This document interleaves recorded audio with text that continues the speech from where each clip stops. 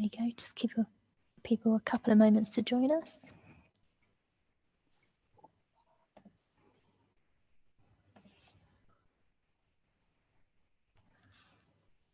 Okay, so I can see that quite a few of you have joined us now. I'm Faye from St Martin in the Fields charity, and I'm pleased to introduce Runa, who has kindly come to talk to us today about tackling up our mental health and taking it seriously.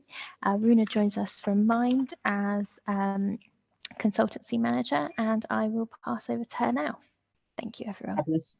Thank you, Faye, and thank you all for inviting me to this session today. You know, it's always a pleasure to be able to talk about something that's very personally important to me, not just professionally. So we're here for a session around thinking about our mental health and taking it seriously, really. So like Faye said, I'm Runa. I work for Mind. I'm the training and consultancy manager there. And I suppose a little bit about myself. I've been in this field for about 5 years. And if I'm completely honest, I joined for a 5-month contract. It was more to do with the project management side of stuff rather than the mental health thing. But in that time, I'd ended up experiencing a bit of a breakdown. And for me, it became a game changer, because what started out very much as a professional thing, I just felt like if I could get to this point, anyone could. And also, there's this thing about I absolutely do not want to go back to that place if I can help it. So just putting that out there, that's for me, like, this is very much a personal journey rather than just a professional one. So that's what brings me to the table today. And it's great to kind of see loads of people joining for this chat. So hopefully you do get something out of it. If I can convince at least one person to look after the small things to do with their mental health, then as far as I'm concerned, I've earned my bread. So fingers crossed that happens. Now, before I crack on, obviously we're going to be talking about mental health. So if at any point you find that any of the content or discussions are triggering in any way, like for example, you feel like, wow, this feels a bit too close to home, or this feels a bit too much for me, then it's absolutely essential that you look after yourself. Now, that might mean that you step away for 5, 10, 15 minutes and come back to it. That's absolutely fine. But also, I think this session is being recorded, so you can always come and look at it or watch it back at another time. So just so that you're aware. But whatever it is, please, please, please do make sure that you look after yourself. So you know what? Before we crack on with the session, why don't we check in with ourselves? Because that is what this session is about, essentially. So I've got a weather chart here. And if it feels okay to share, and you don't have to if you don't want to, but it'd be good if you acknowledge it for yourself at the very minimum. Can you pick like a weather condition that helps describe how you're feeling today? So for example, I feel partly cloudy because I've been delivering all day, so I'm like ready for my bed, if you ask me. So a little bit up and down. It's just one of those days. It's good, but also there's something in the periphery. I don't know what it is, but I'm feeling kind of partly cloudy. How are you feeling? What weather condition would help best describe how you are today? So like I said, if it feels okay to share, it'd be really good to see where people are at. So please, please, please do go on chat and let me know. So we've already got colleagues here. I hear you feeling partly cloudy and foggy, cloudy, tsunami, rainbow, which feels quite hopeful, to be honest, muggy, stormy, partly cloudy. So there's a bit of a trend, a downward trend, partly cloudy. Nick is blaming someone else for starting it off, but you know what? It is where we're at. And actually, this is not unusual. Like, I think there is a general theme amongst many of us that there is a certain partly cloudy feeling just because of what's going on for us. So, yeah, thank you all for sharing where you're at. Hopefully, if you are feeling quite partly cloudy or tsunami or whatever it is, that you get an opportunity to look after yourself for throughout the day. But just moving on from that, like I said, thank you all for sharing. I just want to introduce Mind to you. Now, I don't know if you know much about Mind, but Mind is basically a national charity for mental health, and then we are part of a federated network. So we have lots of local minds that operate locally, if you like, and you know, Mind, we get involved in so many projects and programs and things like that. So if you want to spend here until midnight, I can happily go through every single thing we do. But actually, what you really need to know about Mind is why we do what we do. And it's because everything that we do, we hope that it will take us to the end game, that, you know, everyone who might be struggling with poor mental health in any way, shape, or form gets the support and respect that they deserve and the help that they need, that they don't have to worry about negative repercussions or be penalized in any way. That's what our fight is, to make sure that everyone gets the help, support, and respect that they need and deserve. So anything that we do, including even just delivering this session, is hopefully our walk towards what we want our end game to be. So that is pretty much Mind in a nutshell. So in terms of today's session, we're going to think about the current picture. We're going to think about and reflect on our stress levels and those triggers of poor mental health, and not just even in a theoretical way, but actually the triggers that might be happening in our everyday lives now. We're going to think about and reflect on recognizing signs in ourselves to help us track our mental health and well-being, because that's really, really key. That we're in a world where it's hybrid. People are working from home, working frontline, face-to-face, remotely, like it's a real mixed bag.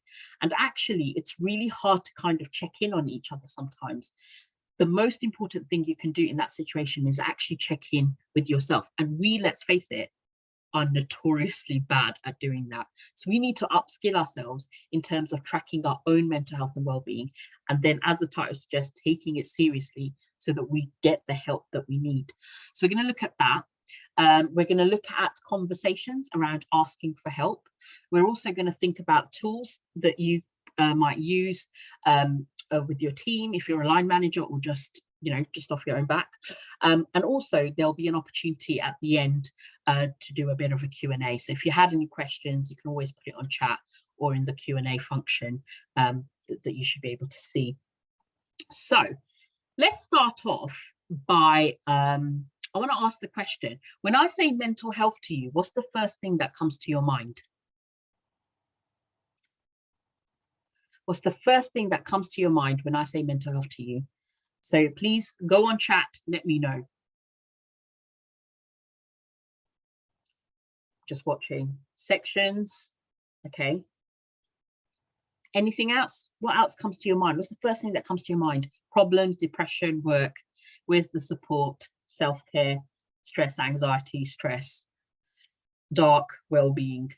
It's quite interesting actually, because people are sort of citing either the positives, the negatives, or everything to do with the whole thing, like what we know about mental health. But actually, mental health in and of itself doesn't actually mean any of those things. It literally is. It literally means a state of being. A state of being like physical health that can change from day to day, month to month, year to year. That is literally what mental health means. Statistically, over 80% of people will say depression, anxiety, stress, illness, well-being, or something along those lines. But actually, none of that is mental health. Mental health is literally a state of being that can change from day to day, month to month, year to year. But here's the thing. Whilst you have mental health as a state of being, mental well-being is the result of the interaction between our mental health and what might be happening for us, around us, in our worlds, in our lives, or maybe even physically within us in terms of our physical health. So mental health is a state of being, and mental well-being is the result when our mental health interacts with whatever is happening around us or physically within us. So here's a bit of a myth I want to debunk. People often think, you know what, if you have a mental health condition, you're likely to be experiencing low mental well-being. And if you don't have a mental health condition, then you're more likely to be experiencing higher well-being. And actually, that's not really true. Like I said, mental health is a state of being, so it can go up and down at any time, which means that just because you're feeling super well doesn't necessarily mean that you're always going to stay there. It is very much a journey. It's very much kind of going up and down and stuff, depending on what's happening around us and what's happening within us. So I want to show this continuum thing in front of you. Basically, if you look at this axis, on the left, mental health problems is person A. And person A does have a mental health condition, but you know what? They manage it. They manage it through treatment, through medication. It could be talking therapies, it could be self-help tools, whatever it is, they're managing it in the same way that, say, you know, someone with diabetes might manage that physical health problem. And you know what? They're cracking on with life, and that's cool. And then on the other side, you've got no mental health problems. Now, this person doesn't have a mental health condition. They haven't reached any diagnostic threshold to meet any kind of diagnosis need. So nowhere near needing depression or anxiety or whatever mental health problem diagnosis. And they're also cracking on with life. And you know what? Life is pretty sweet for them. You know, I mean, work is challenging, but challenging in a really motivating way. Like, they really feel like they've earned their bread. They can get to the end of their to-do list. They feel like they've really achieved something. Maybe at work, they feel valued, they feel heard. They have access to a great peer support network. Things are going really, really well for them. Their home life is also pretty sweet. Relationships are on point, and, you know, they feel like they've got capacity. They feel really open to the present moment. And, you know, if life even took a bit of a downturn, that's cool. They feel confident in their coping strategies to be able to help them up towards positive mental well-being. So it's fair to say that both these people are probably experiencing higher positive mental well-being, right? Fair enough. But what if work wasn't actually that great for both person A and B? What if workload was so unreal, there's way too much, way more than one person's capacity should ever be, and it is just going on forever? Maybe person A and B don't feel heard within their workplace. Maybe they don't feel valued. Maybe the peer support isn't there. Home life is also slightly awry. Maybe there are relationship issues. Maybe there is something around loneliness happening for them. Maybe there are financial hardships. Maybe there's overwhelming parenting or caring responsibilities, you know. And, you know, when these things kind of happen and they're going on for a bit, suddenly those self-help tools that you might have felt confident about go out the window. And what tends to come in is self-soothing tools. They're not always that great, though. So it might be that you're having that extra couple of glasses of wine at the end of every night. Maybe you're eating too much, or maybe you're not eating enough or paying attention to your health like that. Maybe you're binging late night just as distraction and you're not getting that sleep. And basically, you're going down a bit of a rabbit hole. It's fair to say that at this point, both person A and person B probably are experiencing low mental well-being. But does it mean that at this point, person A runs the risk of triggering their pre-existing managed mental health condition? Not necessarily. Does it mean that person B runs the risk of developing something like depression or an anxiety disorder? Not necessarily. But what it does mean that both these people need to stop. They need to take a break, deprioritize, delegate, basically do something so that they are able to lift themselves up and go towards positive mental well-being. Because if they don't, and they're going further down and down, that is burnout territory. And that is where person A runs the risk of triggering their pre-existing mental health condition, and person B runs the risk of developing something like depression or anxiety disorder. So like I said, it's not as clear cut as you're there, great, and you're there, not so great. It can be in flux, but we need to be mindful that it doesn't go completely down depending on what's happening for us. So that's something that we will discuss as we go on. But like I said, it's a bit of a journey because there are triggers everywhere. So here's a question for you to put on chat. Can you think of any life or work triggers of poor mental health? What triggers in life or work could trigger poor mental health in any of us? Feel free to put on chat. It would be interesting to know what you think.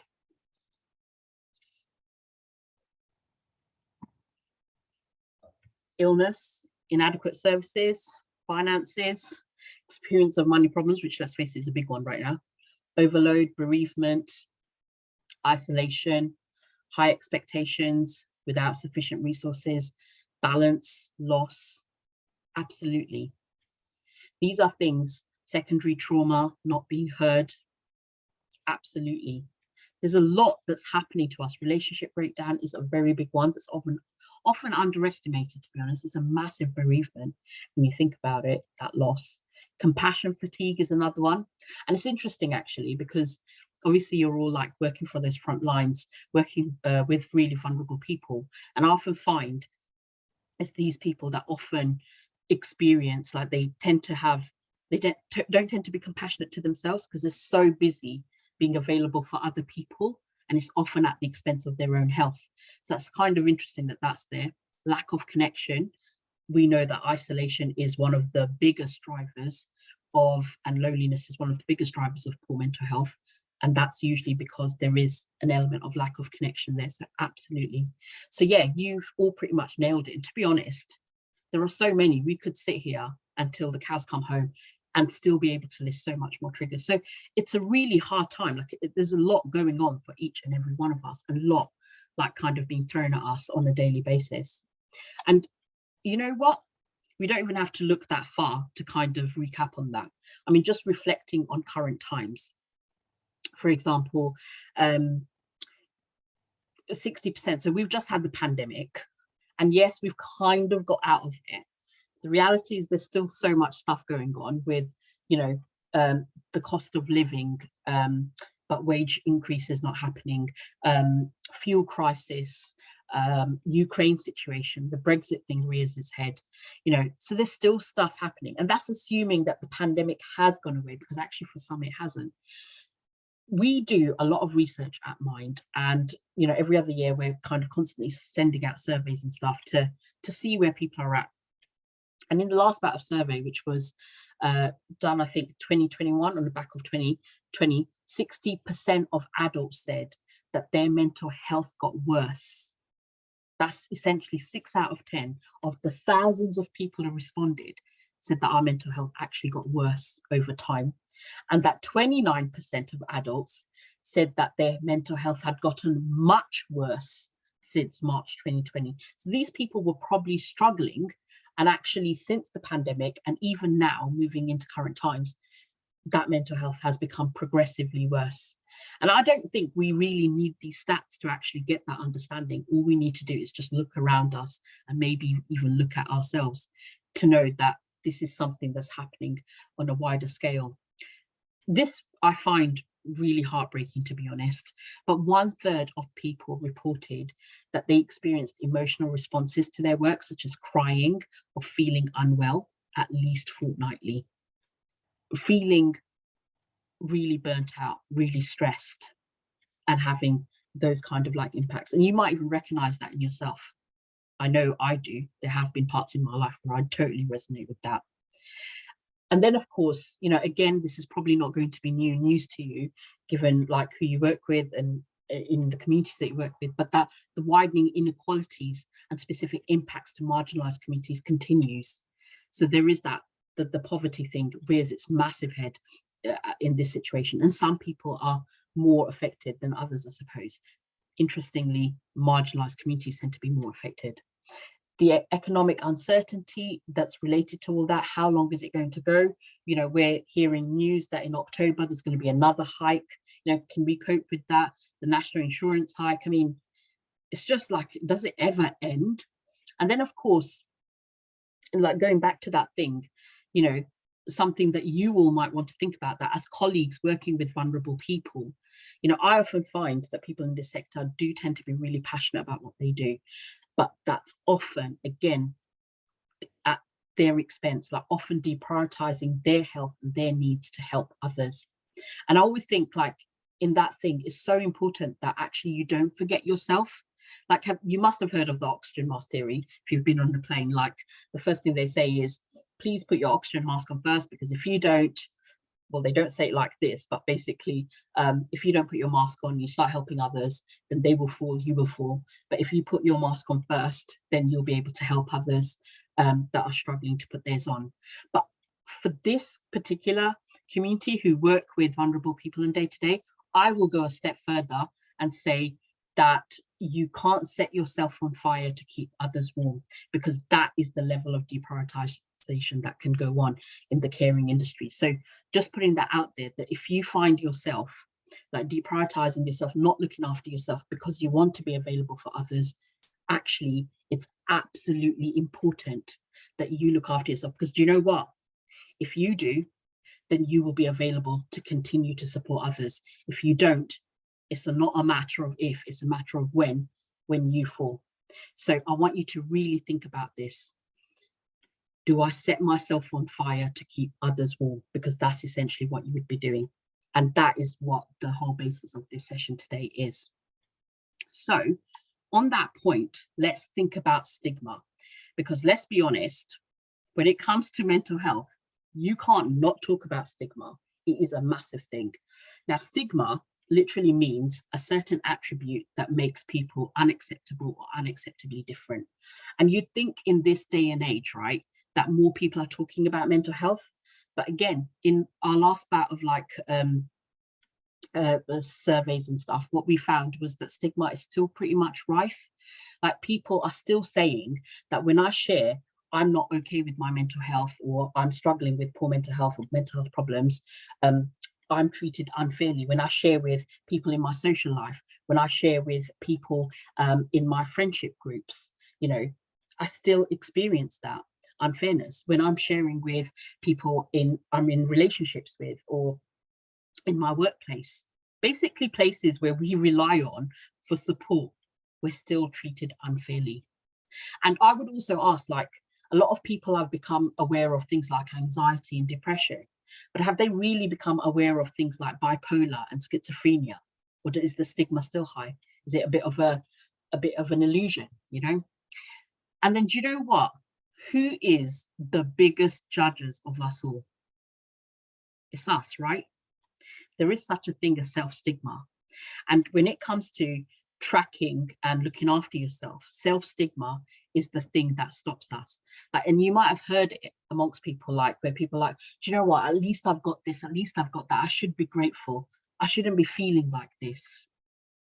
I can't go and get help from the NHS because it's really struggling at the moment. There are other people who are struggling more, who deserve it more. The thing is, it's all relative. And you're never going to put yourself in a position where you think, actually, right now, I'm the one that needs help. Not until it gets to crisis point. And what could have been early intervention, it becomes a crisis point intervention. Self-stigma is one of the most powerful things that will stop us. Even if you are very open to like how stigma affects and how very compassionate to others, it's so powerful. Self-stigma can kind of stop us, because we all have that voice in us that will say things like, I label mine Brenda, not sure why, but Brenda is not very nice, to say the least. And it will say things like, you stupid cow, oh, you're so thick, why did you do that, you're such an idiot.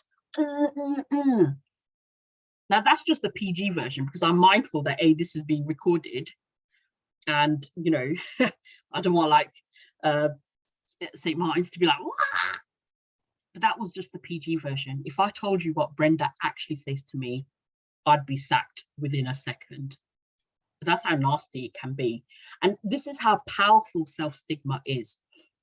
So I just want to kind of let you tell you a little bit about when I had that like breakdown. You know, I expected myself to be more perfect than perfect. You know, we grow up with messages, don't we? You have to look a certain way, you have to be a certain way, you have to have achieved something by a certain point. And we all grow up to want to fit into this like jacket that we just don't fit into, more perfect than perfect. And of course, that's not going to happen, because that's just not true or real. And in that time, I'd been struggling, and not just anything massive per se, but like just the drains of life, you know, the drip effects of life. And there were a few things, and I was just juggling on, trying to be the best that I could. And of course, totally failing at that. And it got to a point where I was really struggling. Like, every day, just to do the normal things was becoming super hard work. And I started to really worry that others will see me, that actually maybe I am struggling. I didn't want to tell my boss. I didn't want to tell any of my colleagues that I was really struggling, but I was. And I kept punishing myself. And Brenda just came into her own. She was like, oh, you're an idiot. You're not good enough. You're scum, worthless, blah, blah, blah, blah, blah. Again, PG version. And I started to avoid situations. Like, I would start to avoid like I said earlier, I took like this project management thing. I would avoid those stakeholder meetings and things. Like, I'll say to my team, why don't you go along? You know, continued professional development, which, by the way, I'm not against. But I also am slightly controlling in that sense. Like, I need to be there because it's my neck on the line. Suddenly, I just didn't feel good enough. And I lost confidence. I lost the motivation. I felt isolated, which you would never know about. If you met me, you'd be like, oh, Joy de Vivre, it was such personality. Honestly, it took the biscuit out of me to be just like that on a day-to-day. You would never know. But inside, I was pretty broken. And it got to a point where the thoughts of ending me were just becoming strong and ardent. And I found myself locking myself in the car because for some unknown reason, that's where I felt the most safest. And do you know what? I don't know how long I was in the car, but somehow my boss called me up, and I don't remember what I said to her. And chances are she called me because I hadn't rocked up to work. Bear in mind, this was 5 years ago. It was pre-pandemic, blah, blah, blah. So anyway, I can't remember what I said to her, but whatever I said to her must have really freaked her out, because she ended up coming to my home, and then she dragged me to the doctors. And then she waited in the waiting room because she knew that I knew, and I knew that she knew that if she even went to the bathroom, I would have done a runner. And this is what's going to make you laugh. This is how powerful self-stigma is. Do you know what my job was at the time? I was working for a national anti-stigma campaign for mental health. Like, I feel like such cringe, and it's going to be on video being shared, so I don't ever want to see this video in my life. And I feel like such a hypocrite. But my job was literally to go to workplaces and say, hey, share your lived experience, talk about mental health more. The more you talk about it, the more normal it becomes. And here I was. I couldn't be safer in my role if I tried. Like, it literally was the national anti-stigma campaign for mental health. Time to change, if you must know what the campaign was. And I still couldn't bring up and tell my colleagues working in this space, my boss working in this space, I am not okay. That is how powerful self-stigma is. It really stops us. And I want you to really think about this, because it is going to be one of the biggest barriers that will, not to go back to that scenario of setting yourself on fire, will set you on fire. It is that self-stigma. There are two things I've learned from that day. The one, not talking about it and bottling it up really doesn't help. It's just a waste of time, and it stops you from being the best you that you possibly can, being as well as you possibly can. And two, that Rimmel mascara is super like waterproof. I mean, I literally tested it to the point of death, and I still didn't look like a panda. So just saying, if you do want to buy a mascara, it's time to kind of update that. Rimmel, I don't get compensation for it, but it's absolutely spot on in terms of waterproof. So on that note, I want you to think about something. I want you to think about, how do you know that you are well? Because there is something about this that we don't know. We're not very good at this, especially in this industry. How do you know that you are well? So if it feels okay to share on chat, I'd be really interested to know, how do you know that you are well? So my mind is quieter, according to a colleague. Anything else? How do you know that you are well? It's not a trick question, but it is quite hard. Getting the right amount of sleep, feeling confident and relaxed. Can leave the house, more able to help others. Anything else? Feeling happy in yourself, dealing with stressful situations, positive thoughts, interactions, not feeling contracted, able to make decisions, can concentrate, not feeling physically. Self-care, it's going so fast, can't even read them now. I can chat. Easy to get up in the morning, eating healthier. What if I told you, you know, when we think about how do we know that we're well, we often think of two zones. Well, I know when I'm not well, so when I'm not unwell, I must be well, right? What if I told you there weren't two zones, that there were three zones? That is, there's an unwell zone. So I know I am unwell. And then there's a not unwell zone. And then the third zone is the well zone. Because this is the thing. Often people, we settle in that middle zone. We're not unwell, so we are okay. We are well. But are we really well? And I'm not saying that you have to be okay all the time. You don't, you know. But there is that middle zone where it's pretty functional. And this is where some of the early signs, the patterns come up that you might not figure out straight away, which is why you have to pay attention. But they tell you early on that you need to watch out. You're going down a rabbit hole. It's in this middle zone. Like, I know one of my early signs is memory. So it could be like, oh, why did I go into this room? Or hang on a second, I've just picked up, which app did I want to? And it's happened one too many times. When I acknowledge it's happened one too many times, I'm still feeling like not unwell, but whoa, this has happened. That is my sign, like I need to stop, because if I don't, I'm going down a rabbit hole that is unwell. This is where my sign has come up, and I've tracked it to that.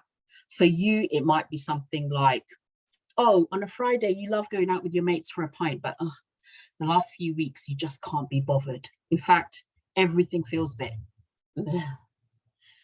You're functioning, you're cracking on with your day-to-day, going to work and all that, but I can't be bothered. But that feeling is happening quite consistently, say over a 2-week period.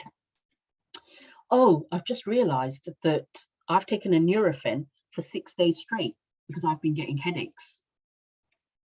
1 day, okay, 2 days, 6 days straight. You might still feel not unwell, but actually, could that be a sign that you're going down that rabbit hole? Oh, haven't slept. Like, I keep waking up at 3 or 4 in the morning. This is happening quite a lot. Or I'm struggling to sleep now because I'm constantly overthinking about what's happening at work. Or I feel like I'm on edge. Or I feel just really peed off with people at the moment, really irritated over the smaller things. It's happening quite a few times. When you start to see these pattern building, which can be recognizable from that middle zone, it tells you that you are going down a rabbit hole. But it's also an incentive for us not to settle. Why do we settle for this middle zone? Oh, I'm not unwell, so therefore I must be well. No. Well is another space altogether, another space. And I'm not saying that you can always stay in there. You can't. It's not possible. Human being, our mental health is a state of being, goes from one into another, and so there is all that. But the well is where we need to aim to be. This is where we want to be, and this is where we feel engaged. We feel like there is headspace. We feel like we want to look after ourselves. We feel like Brenda's just gone and locked herself up somewhere, and she's not intruding. Or if she does intrude, you can say to her, "Get lost, Brenda." That is feeling well. When you feel like relatively confident in yourself, you know what? Public speaking really scares me, or doing this really scares me, but I'm going to give it a go. I'm going to give it a go because I want to know. Oh, I can experience a range of emotions. I can cry, I can laugh. I don't feel closed. I feel expressive. I feel engaged around the world around me. Oh, look, someone's smiling at me. I'm just going to smile back. I'm going to wink back. Don't make it creepy though. And if things are happening on a day-to-day basis that are uncertain, like, let's face it, uncertainty is a big part of life. This small things, they don't knock you out. Like, literally, you can deal with them, you can cope with them, and you're living in the present moment, but you're also thinking productively about yourself and the whole. That is you living well. That is well, and that doesn't exist in the not unwell zone. And once you're functioning in the not unwell zone, it's very much meh, but it's also a rich place where you can support yourself when you start to recognize those early signs, those personal signs for you, so that you can support yourself so that you don't go down the rabbit hole, or you can catch yourself if you are. So just an invitation for you to think about, which of course moves me very nicely to our best friend, stress. Do you know, stress is pretty fantastical, because stress is one of those things where we link it to mental health, but it's not a mental health condition at all. But it's fantastical because you know what? Even though it's not a mental health condition, it will affect your mental health, your physical health, your decision making, how you react to things, your opportunities, and everything else in between. Your creativity, your innovation, your humor, the lot, the lot. Despite being just a physiological process, it will affect all of that. So let's look at stress a little bit deeper. Now, in front of you, you can see a graph. We all have one of these graphs in us. True, my threshold of comfort might be a little bit different to yours, because you know what? We are different people. But in proportion, this graph exists in all of us. And I'm just going to explain it. So basically, it's the level of pressure that we have in our life, the stress that it would create, and the impact it has on our performance. Not just work performance, but life performance. Now, how many of you have ever thought, oh, do you know what? I wish I had a life where I literally have no pressure whatsoever. Can you imagine? Like, no pressure whatsoever. How many of you ever thought that? Like, I wish I had a life where I literally had no pressure whatsoever. Probably all of us at some point thought, oh, wouldn't that be great? But be careful what you wish for, because it's the lowest level of performance. It's actually the worst thing you can wish for yourself. One day, great. But if it continues, it's the biggest driver of poor mental health and really stress. Like you can see, even compared to crisis on the other end, it's still the lowest level of performance. So you definitely don't want that, because you're bored, you're apathetic, you're not functioning. Where we need to be is this second column most of the time. Now you can see that there is a sizable amount of pressure here, but that pressure is literally what motivates you to get out of bed. You know, you need a reason for living. That is your reason for living. That level of pressure gets you out of bed, gets you into work, gives you a reason for living. It motivates you, it moves you.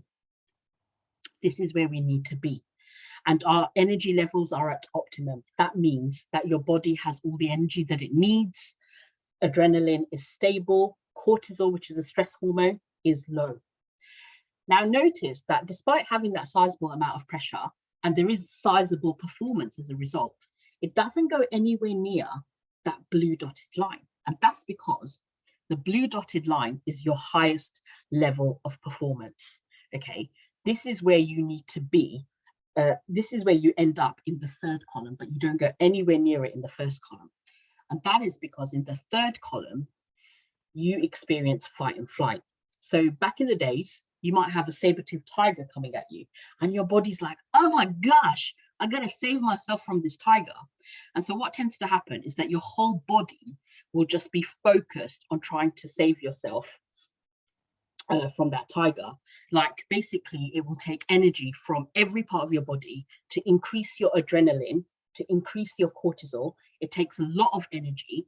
So you can see on the battery that, you know, it's less by one, it's depleting, but it takes you all of that so that you become so super focused on either fighting the tiger or running from that tiger.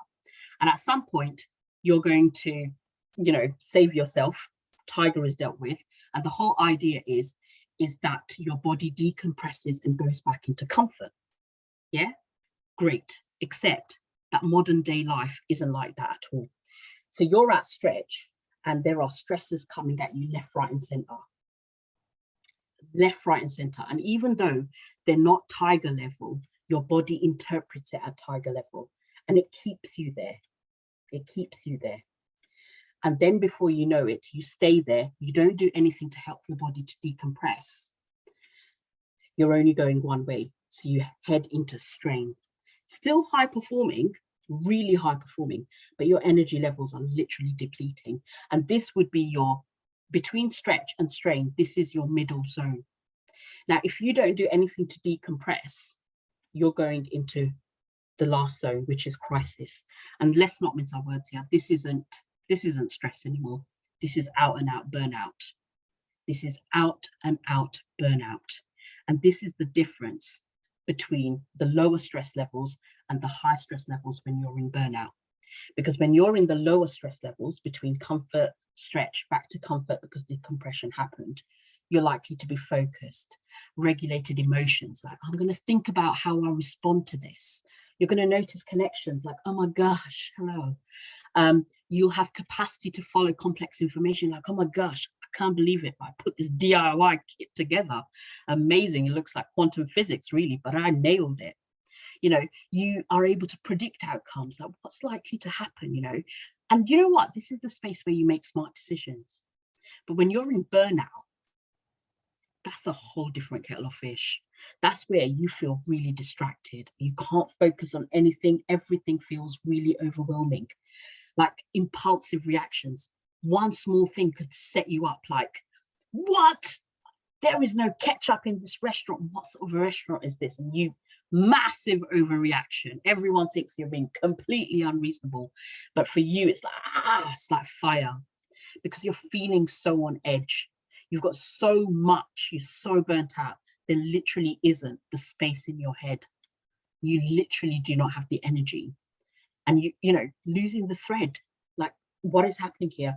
You know, not being able to kind of think about what is, like, critically thinking, what is happening here?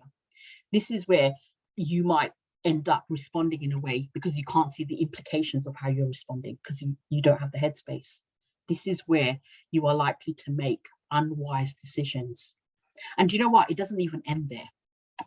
This is stress. Physicals, feelings, behaviors, and physical signs that might come up. Have a read of that list. A lot of them will come up in the middle zone. A lot of them might come up in the unwell zone. But these are the things that are a result. They're just common reactions to stress, to burnout. Not even to burnout, like from the middle point to burnout. And they're probably things that you are experiencing. You don't have to share if you don't want to. But take a note. These are just the common reactions. It is so, so important that you don't use them, that these don't set you on fire. You know, it is so, so important that we track how we're doing, that we don't deprioritize ourselves. But when these things happen, we take it seriously, because they are telling us something about our health, our mental health, and as a result, our physical health. So what I'm going to ask you to do is to do a little quick activity with me. And you don't have to do it if you don't want to, and you don't have to share anything if you don't want to, but it's just to kind of recap on the stresses and the relievers. What can you do to kind of help yourself? So hopefully you all have pieces of paper, or maybe you can open up a document or something, but I'm going to give you a minute. So I'm going to time you. And I want you to list all the things that are stressing you out, that just come to your mind. It could be me bleating at you. It could be your partner. It could be your kids. It could be your boss, whatever. Anything that comes to your mind, just list all the things that are stressing you out right here, right now. So I'm going to give you a few moments to grab your paper. And I'm going to put my timer on and go for it. Just make a list of all the things that are stressing you out. Whatever it is, big, small, don't think about it. Coming to mind ends up on paper.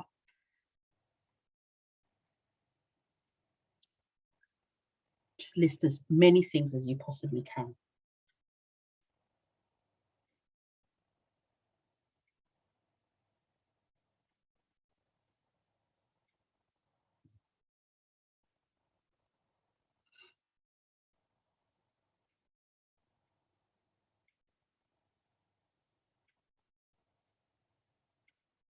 I often find that when people are making this list, it's a very easy list to do. Surprising, not. But whatever comes to your mind, just list it.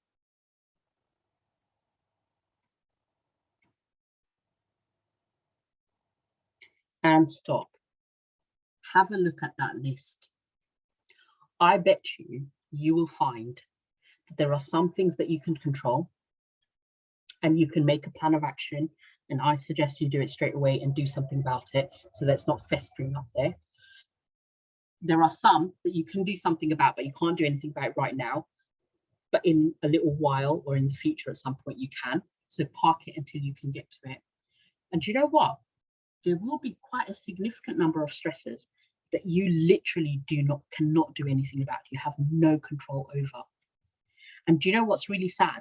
is that all of them will take you to that tiger level of stress, and of course push you into strain at equal level, whether you can do something about them or not. So my suggestion is one of the tools that you can use is listing is a really good way to just get it out of your head so that you can see it's not in like this melting pot in your head. You can see it for what it is on paper. Take that mystery away.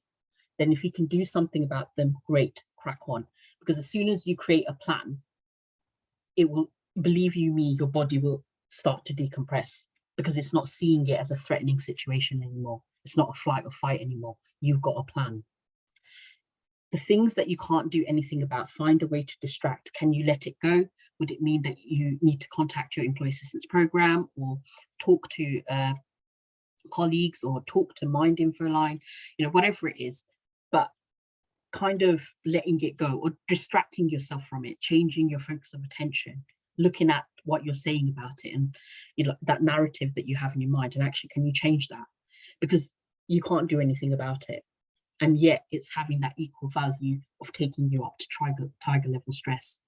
I would really recommend you do that. So that's one thing you can do to manage. Yeah, absolutely. That is the worry tree. It's just in our branded worry tree, to be honest. But yes, that's one thing that you can do. The next thing you can do is build in stress relievers. So these things are things that in and of themselves, they don't have like a massive impact. They're quite small things. It could be something like walking the dog or watching something on Netflix or, you know, chilling with a friend or something really basic stuff. But after you've done them, you feel like, oh, I really needed that. Those things have a compounding impact on your health, your well-being, your stress levels. So they're like, it's like, I don't know if you've heard of compound interest in the finance world, right? But they're like, if you I put away £2 every day, and in 4 years' time, I have £50,000. Probably not with this day and age interest rates, but the point is that those £2 mean nothing on a day-to-day, but overall, with interest, can become this big amount. These little things on a day-to-day probably aren't a massive thing. They don't change your life. They don't take your stress away. And sometimes, you know, you can't take stress away. Like if kids are stressing you out, you can't just go and lock them in a cupboard, can you? That's just so wrong and a safeguarding issue. And I will totally break confidentiality if I hear that from anyone. But you still have to deal with it. So actually, these stress relievers will help to just help your body decompress when it can. So I'm going to ask you to do another list, okay? This is a much harder list, but again, you get 1 minute. And I want you to list all the little things that you might have in your life that are personal to you, that could be really random. I'm not going to ask you to share. But when you do them, you're like, oh, I really needed that. That felt good. I really needed that. They haven't changed your life, haven't taken the stressor away, but they give you a bit of relief. Yeah. So back to your papers or whatever you do it on. And I'm going to put the timer on for now. So list everything that you can think of.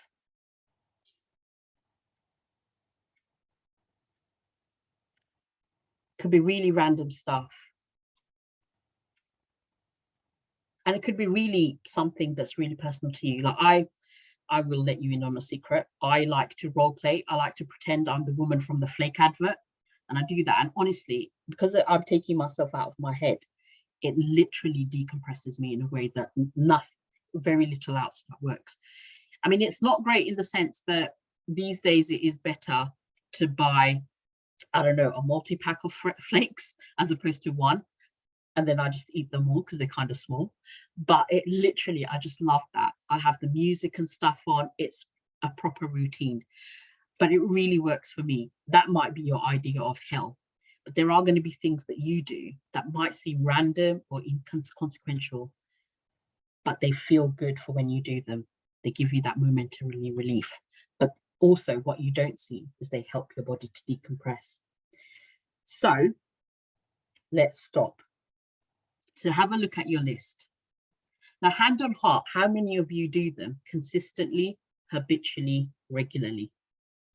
Because my experience is, especially within this sector, that people tend to do them when they can, which tends to be very few times. hand on heart, how do you do them?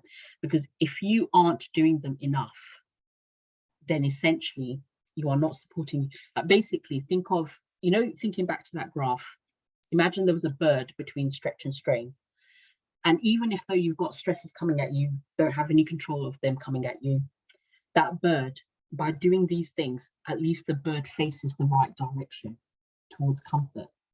Because if you don't even have that, then you don't have a chance, in the sense that, like, the bird can't help your body to decompress, even when you're not feeling like that, but actually your energy levels have gone down. You don't feel threatened in that way.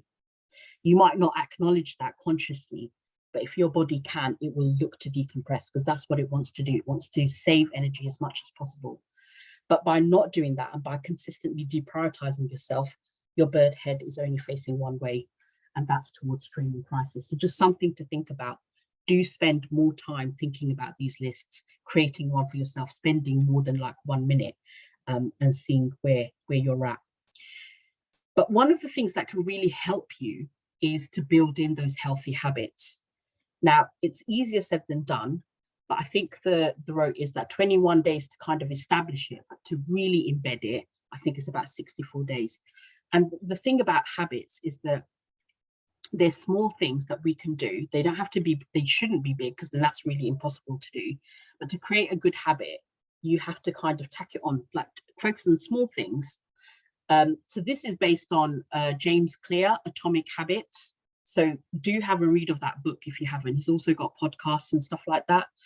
So do check that out. But basically what he says is that to create a good habit, it has to be really small, but then you have to make it obvious, because your brain wants to go the easy way. It doesn't want to work hard for anything. It will always look to automate things. So if you can make it small enough and obvious enough, it will automatically happen. Like, for example, we know that we're going to brush our teeth in the morning, right? So maybe have a note saying that when you brush your teeth, you're going to just focus on brushing your teeth. So doing a little bit of mindfulness, okay? Now, you're always going to brush your teeth, because when you don't, which in and of itself is a habit, you're going to feel a bit bleh.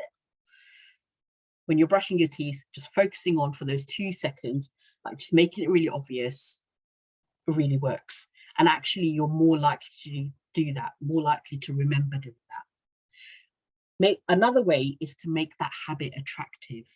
So for example, is there anything you can do? So one of the things that really helps me is that I'm a Netflix binger at the best of times. So I've got an exercise bike, which I barely use. So I've been trying to build a habit where if I want to watch this particular series, then I have to get on my exercise bike and watch it. And that kind of makes it attractive. And now, if I really want to know what's happening next, I can't just sit and watch it, because then I'll be lying to myself. I'm going to get on that bike and I'm going to do it. It just works. So make it attractive. The other thing is that you also have to make it really easy. So for example, say for example, you decided I'm going to go to the gym, okay? But oh no, do I choose the gym that's on the way home, or do I choose the gym that's down the road the other way? If it's on the way home, it's likely to be easy to get to, and therefore you're more likely to go. It really is as simple as that, thinking about how do I make it really, really easy for me? Because the easier it is, the more likely that habit will stick. And of course, make it satisfying. If it doesn't work for you, if you're not satisfied at the end of it, then it's not going to be a habit that sticks. So do have a look at it. For me, on a personal note, like I said, I was diagnosed with depression. Well, I don't think I said I was diagnosed with depression, but I was diagnosed with depression, anxiety, and binge eating disorder. And I tell you, habits really helped me with my binge eating disorder, which is an eating disorder of compulsive eating in very short spaces of time.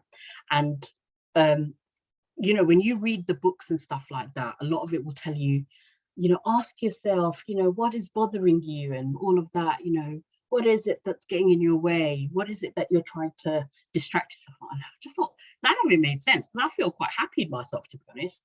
Like, there's no deep-seated reason that it's just this weird compulsive behavior. And then there was this food of thought around excuse the pun, but this thought leadership around actually, could it be habits? Could it be habits that are building up these things? Now, I'm not saying that's the same for everyone, but for me, and in terms of how I manage my binge eating disorder, habits is the way to go for me. It has been the most successful, you know, in terms of managing it on a day-to-day. So just something to think about. There is something in there around habits, because those habits, again, they're your compound interest. So it's James Clear Atomic Habits for those who are interested. Something else that could also help, sometimes you might feel like really overwhelmed by things. So in that sense, we've got 2 mindfulness things for you to try out. Now, it's up to you if you want to do it. You don't have to, but I do recommend that you try it. But basically, these are 90-second like mindfulness. And I know that mindfulness isn't everyone's bag, and that's absolutely fine. But for those of you who feel okay to try it out, I'm just going to try 60 seconds of it with you. Okay.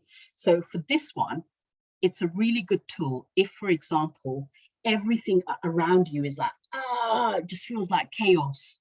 Like everything feels overwhelming outside of you, external to you.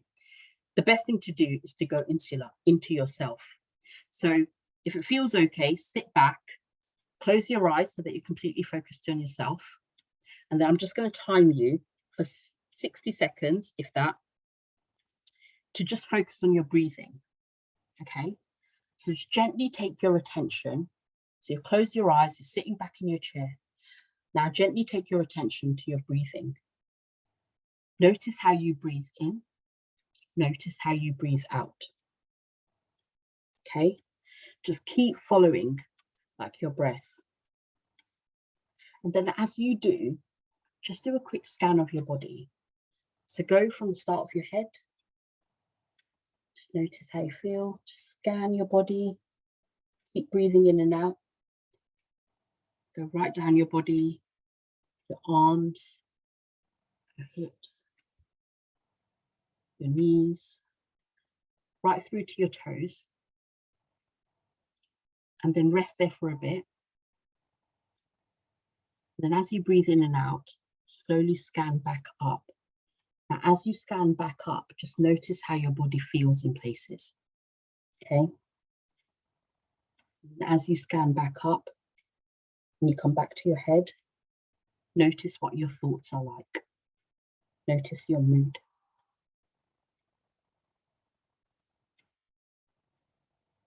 And then gently take your attention back to your breathing fully.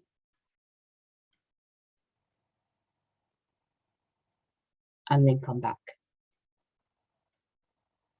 60 seconds.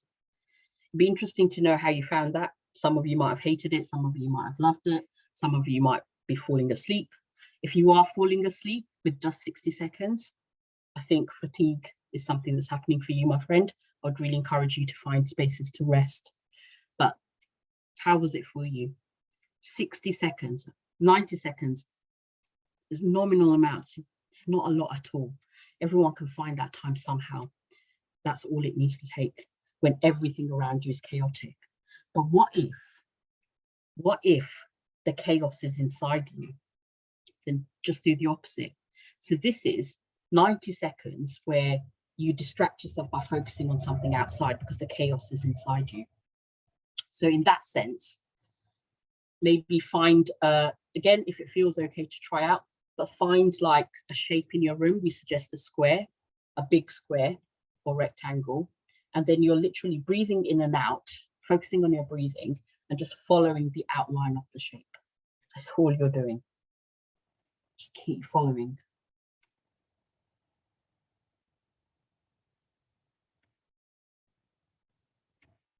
Just focus on the shape.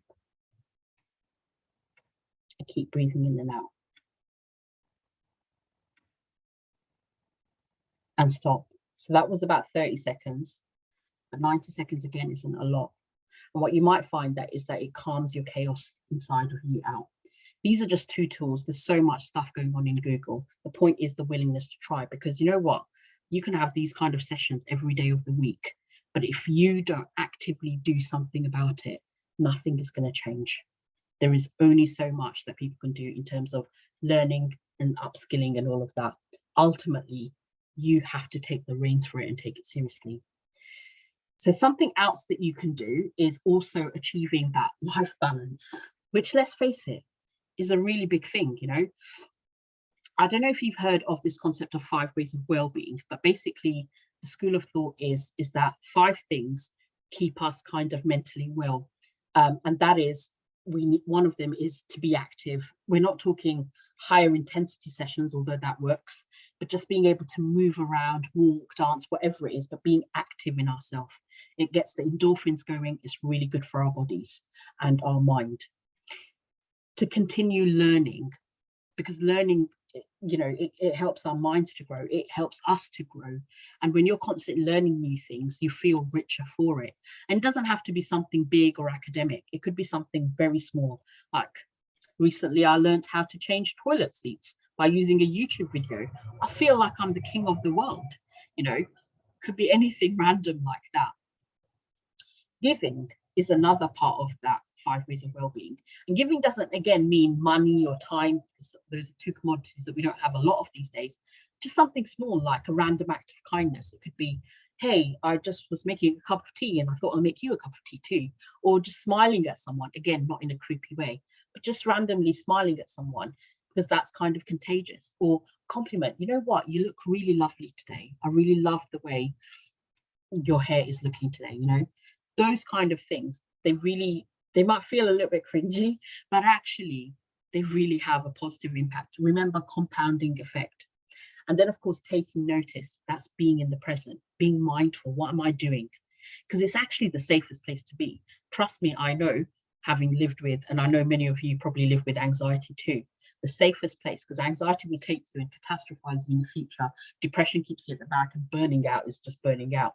But when you're focused in that moment, in the present, you're blocking out all of those things. It's this is why mindfulness is such a thing when it comes to mental health and well-being. And then the middle thing is connect. Connect is at the core of it.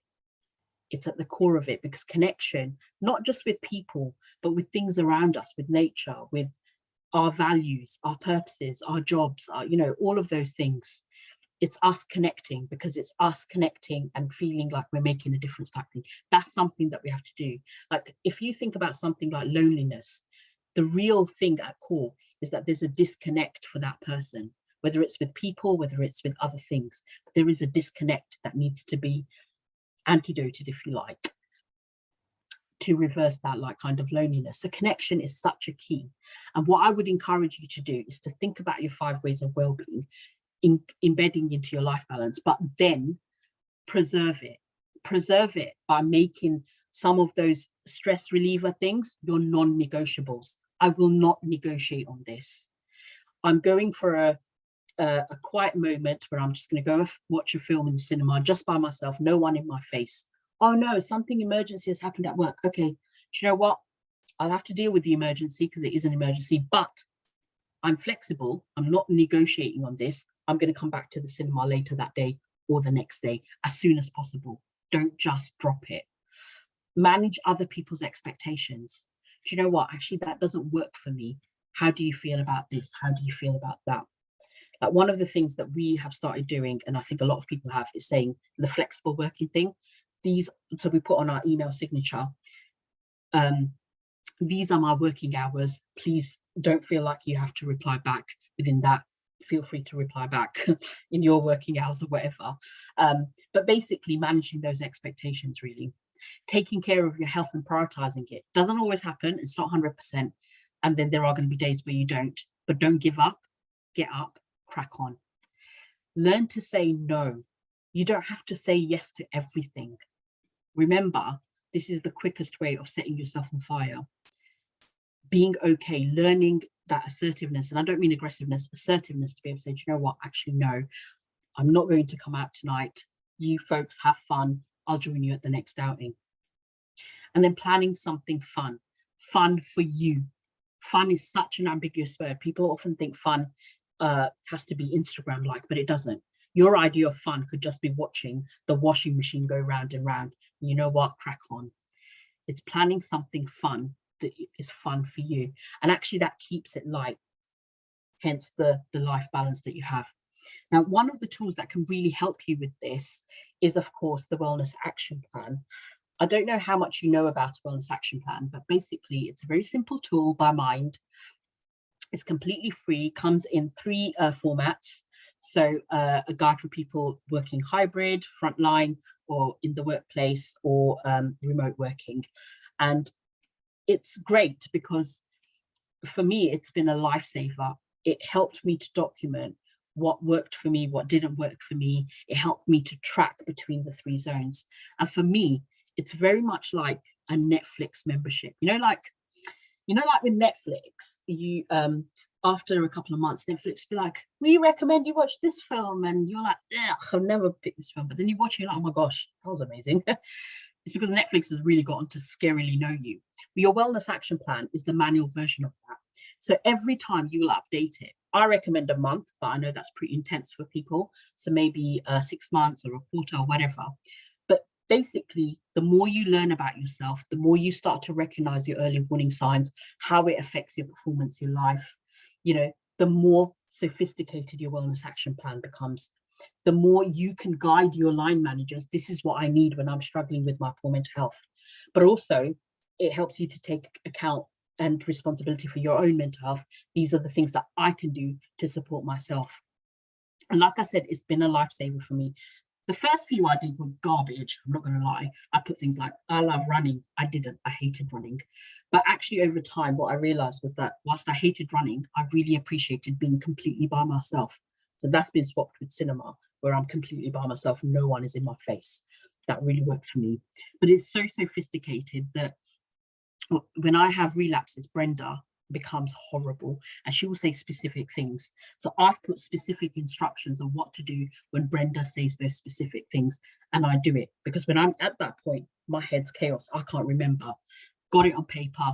I'm good to go. So it's not a tool that works for everybody. My recommendation is that you try it. And even though you don't have to share it with anyone, you don't want to, it's a really good workplace tool as well, because it's something that you can use in your one-to-ones with your boss. If you are managing teams with new starters, if someone is struggling in some way, shape or form, then a support plan for those individuals. But also it could be a support plan that you share amongst each other, whether it's your family, your friends, or even like your colleagues, because then it means that other people are looking out for you and recognizing your signs, perhaps when you might not even notice them. And then, of course, if you're returning to work, whether it's sick leave, mat leave, pat leave type thing, then that's also a good way to kind of start those conversations going. If you are a manager, I suggest that you don't go and say, do this Wellness Action Plan now, because that won't work. And not everyone feels safe to do it. So my recommendation is that you complete one for yourself, see what it's like, then talk to your team about it, and then even have a conversation with them on a one-to-one basis and see what they think. Give them the Wellness Action Plan, let them have a go. They can share it with you if they want. They can share a version of it. They don't have to share like, well, I've got one that is so colorful in language, it's unbelievable, but it is not one for public viewing at all. So people can have versions of it and share versions that they feel okay to. But over time, the more you do it, the more safer people will feel. But it's not a mandatory thing, and it shouldn't be expected to be so. Generally speaking, though, to get started with it, think about, it's getting you to think about, well, how are you feeling? How are you flourishing at work? Tracking the 3 zones. What are my signs? When are they likely to come up? So that's a discovery thing. You don't just know it over time. It's not you can pick up a Wellness Action Plan and know straight away. Over time, as you update it and you notice your reactions and stuff more, the more you can update it, the more it becomes like that Netflix algorithm. And of course, thinking about what keeps you well and being really honest with it. Do you know what? I don't have time to be completely by myself, but if I lock myself up in the bathroom for 5 minutes and no one is disturbing me, actually that really works for me. That could go on your Wellness Action Plan. Or it could be as sophisticated as, when your Brenda comes up and this happens, set of instructions for you to be able to help you to cope with that situation and get the support that you need from specific people. Whatever it is, it's really, really worth doing. So I do recommend you doing it. So I suppose here's some questions for you, and you can put them on chat, or you can just think about them, but it pausing and reflecting on, would you use one for yourself or your team? Like, what could the barriers be? These are some of the questions that you can kind of talk with your team. You can talk to them and ask them, well, what would work, what wouldn't work? And then maybe work with them to think about challenges. Okay, well, what kind of challenges would come up in order for us doing these wellness action plans? And then, of course, broaching that question, how do we all feel about sharing a version of a wellness action plan with each other so that we can look out for one another? Some people might be up for it, some people might not, but these are some of the things that you might want to think about. So there we go, there's a bit of a breather there. So let's move on to spotting signs of mental health issues. The thing is, it's very hard to kind of pick up on signs because people tend to hide those things. Like, we work so hard to just be normal on a day-to-day. So your biggest sign is a change in colleagues' behavior. Like, you get to know someone's average behavior, don't you? Well, if they are deviating from that, it's worth checking in. Hey, are you okay? Because you don't seem to be like your usual self. If they're getting into conflicts with one another, and that's happening quite a bit, they're getting into conflict with you, that's a massive sign for burnout and anxiety. So it's really worth checking in. Actually, everything okay? You seem really peed off with people these days. You seem quite irritated with things. What's happening? Are you okay? If they're struggling to make decisions, or if their moods are kind of fluctuating, that usually is a sign, especially if it's happening in a 2-week period. There's a bit of a pattern going. Or if they appear really tired or anxious or withdrawn.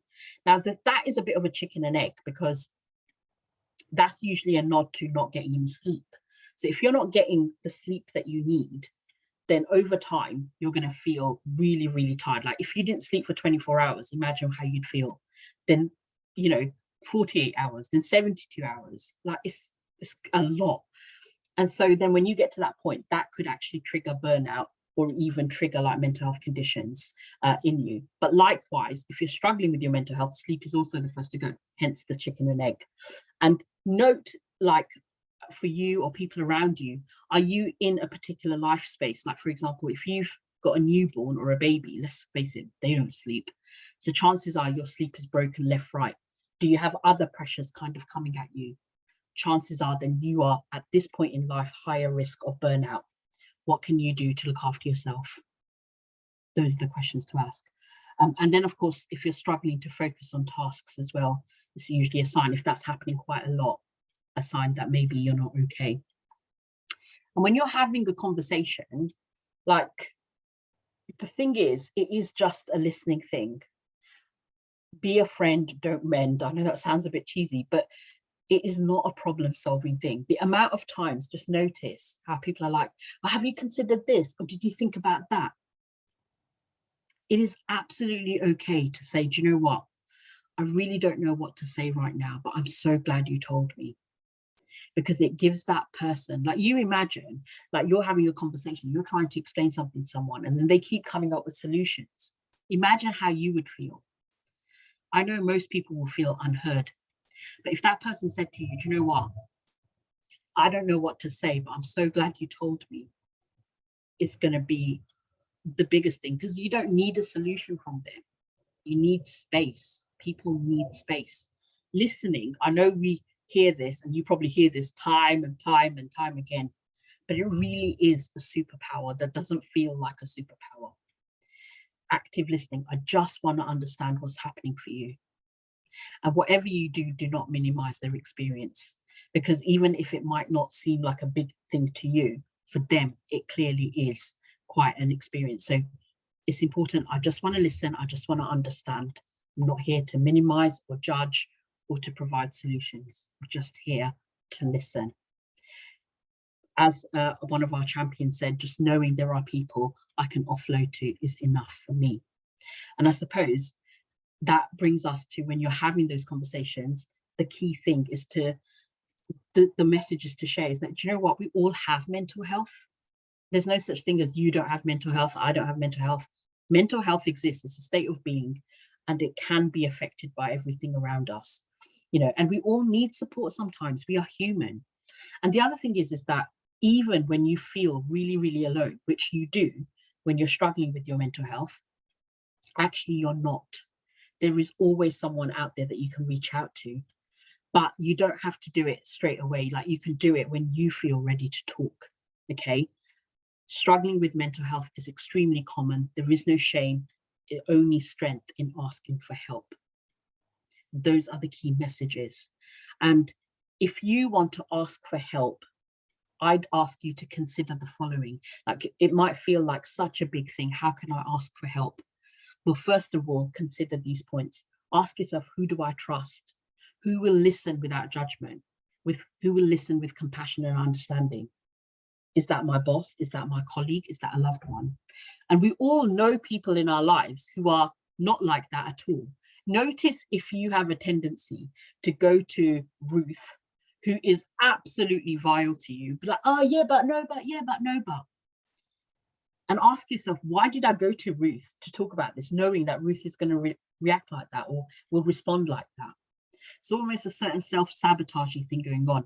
Really think about who you're going to trust. That's a real privilege for them, that you are going to be able to trust them to be able to see what's happening for you. If you are disclosing to your employer, obviously think about, how do you feel about it? Do you feel comfortable, not comfortable? Really think about what might be stressing you out there. So maybe think about doing that list. But whatever you do, you know, it has to be right for you, and it has to be right for them too. If they're just about to head home, is that really the best time to say, hey, I want to chat, but I don't feel okay? Is there a way that you can create that space where you feel comfortable and you know that they will have the space to be able to listen? So maybe asking them, is there any chance that we can have a chat when you're free or whatever? You know, think about what you might need from them. Is it just listening? Is there a specific thing? Because that's something that you can help. Like, loads of people want to help, but they just don't have a clue how to help specific people. If you are able to support them with that, whether it's your line manager, your partner, whoever, that's a real get-go, because then they know what to do because it's coming from you, you know.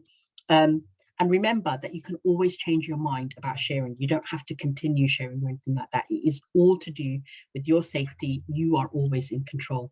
And don't forget that our self-stigma will tell us that you are weak and this, that, and the other. But actually, your self-stigma is lying to you, like Brenda lies to me on a day-to-day basis. Asking for support is a sign of strength. It's an opportunity to feel liberated. And you have so much. When we're gearing towards that well zone, there is so much that you can kind of achieve in that space. It's an opportunity to really discover. Honestly, my life, when I said it was a game changer, it really was a game changer. It has changed in so many ways. And my life is so much better for having addressed that and battling with my self-stigma left, right, and center. I am not how I expected myself to grow. I'm not like how my family expected me to grow, but I'm in a space where I feel like I'm the best that I could be. Obviously, given everything else, and when Brenda strikes and blah, blah, blah, on balance, but it's the best place that I can be. I really encourage you to really think about yourself in that way too.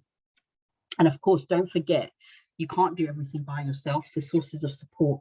Do you have access to mental health networks? Do you have mental health first aiders? Do you have employee assistance program? There's Samaritans, who we know are 24 hours and are always there for everything. There's Mind Info Line, who will connect you with local services. There's Hub of Hope that will also connect you with localized services. So there's so many places that you can ask for help or get help externally or internally to your workplace. And like I said, of course, Mind Info Line, whether you are anywhere in the UK, there's a space that you can get help. So that, dear friends, brings me to the end. And I know I've bleated so much at you, so hopefully you will have time to kind of de-stress. But are there any questions or experiences or anything that you want to share? So you can share it on chat or you can share it on Q&A. I can see there are 2 questions on the Q&A, so I'll just answer them. On the topic of stigma, does this beg the question, the importance of how to listen to people with mental health illnesses, just as much as addressing it? I think people are often reluctant to talk about their mental health because of the responses they've had. Absolutely, absolutely, it's a big part of it. Like, if you've seen or other people experience stigma, it is likely to stop you from asking for help. But this is why it's so important that we all carry on kind of talking about it. We all carry on, asking for help when we need it, because it gives other people the permission to be able to do so too. That actually they don't need to, they're not always going to have that negative response. That was something that happened, but that doesn't mean that it's going to happen all the time. What we're really talking about is making the space to ask for help as safe as possible. Do I feel safe to be able to ask for help? Do I feel like I'm not going to be penalized if I did ask for help? It's about creating that safety. So when you go back to your teams or going back to your workplaces or whatever, ask yourself, what am I doing from my point of view to make this space safe so that someone else could share if they felt that they weren't okay? So hopefully that answers your question, but let me know if I haven't. It's another question. How big a role does one's culture play in self-stigma and trying to maintain a stiff upper lip? I think you've pretty much hit the nail there, because a very big part of it does. If you think about the definition of stigma, so certain attributes make us unacceptable or unacceptably different that could potentially lead to prejudice and discrimination against us. That's what stigma is defined as. And actually the attribute in and of itself is quite intersectional. You can't just say the one attribute is if I have poor mental health, because actually we're all made up of loads of attributes. So for me, on surface level, you can see that I'm a woman. I clearly have a lived experience of mental problems, which I'm open about, and I am also a person of color. So these are three attributes that will have that intersecting experience on me. So that stigma is going to be influenced by all these three attributes and more, probably. They will have that influence. And when it comes to self-stigma, of course, like you've mentioned the stiff upper lip. When I was growing up, for me, I came from a background where, you had to be pretty. It doesn't matter about being educated, because, you grow up, you get married, you serve your husband and all of that. And actually growing up, that was what I saw. Like, my sisters were beautiful. I was like the odd one out. Everyone's like, Mr. Uddin, your daughters are beautiful. Oh, and there's that one. And of course, seeing the disappointment and the expectation, that's fed Brenda like you wouldn't believe. So yes, the stiff upper lip, the other cultural things that we have in our background, the things we learn within our peer groups and in school, and as we go along,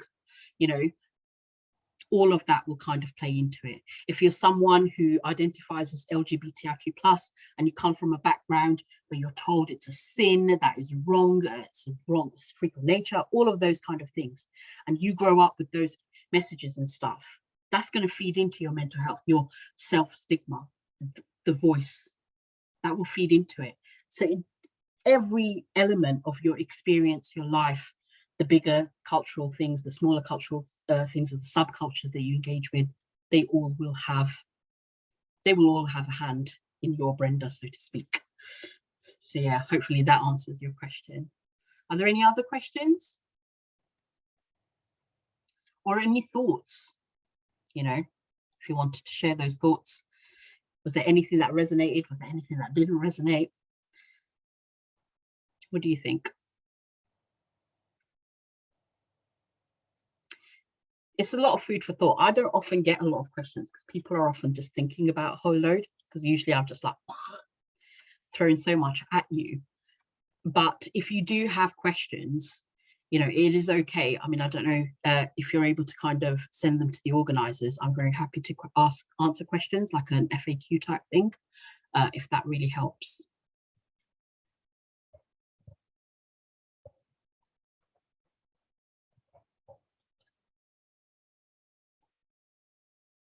Thanks, folks. That means a lot. Thank you. So we're getting some very lovely messages,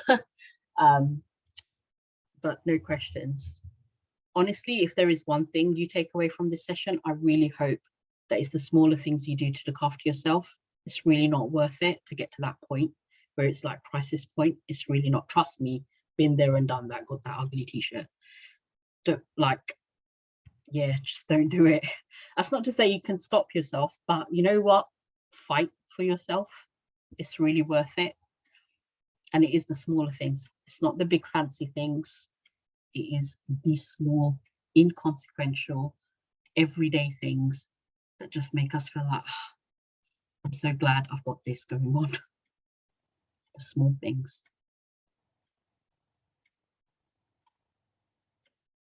Thanks, folks.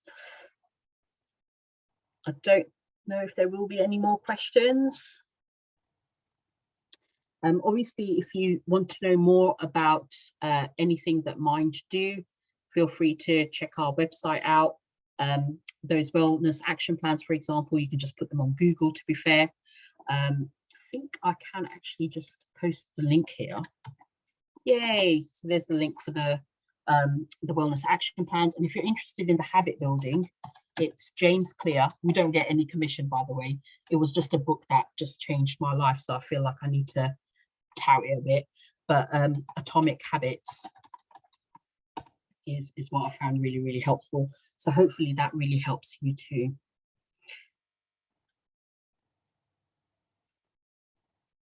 So I'm just going to wait here for 3 minutes now, just in case there are any questions.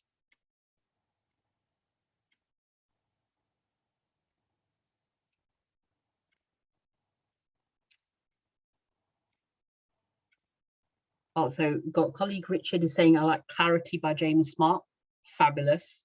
In fact, if you've got ideas, share them on chat now, because we all can benefit from what you've learned or what works for you. If you've got tips, please feel free to put them on chat now.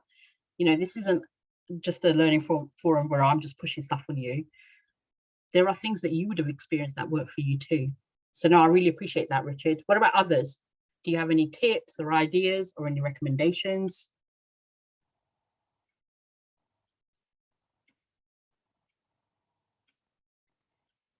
Or you're all probably thinking, I want this for dinner, which is also cool. Okay, well, chances are then, seeing it's quite a lot to kind of take on, let's kind of end it here. But the one thing I will ask is that please do something small to look after yourself today. One of those things that will have a compounding effect. But just please, please, please, whatever you do, do that. That is your pledge. And remember, if you don't do it, you know the saying, you're setting yourself on fire to keep others warm. So don't do that. And on that happy note, I wish you all the best. And I hope you have a lovely afternoon and evening. So take care all. Thanks. Thanks, Runa. Thank you so much.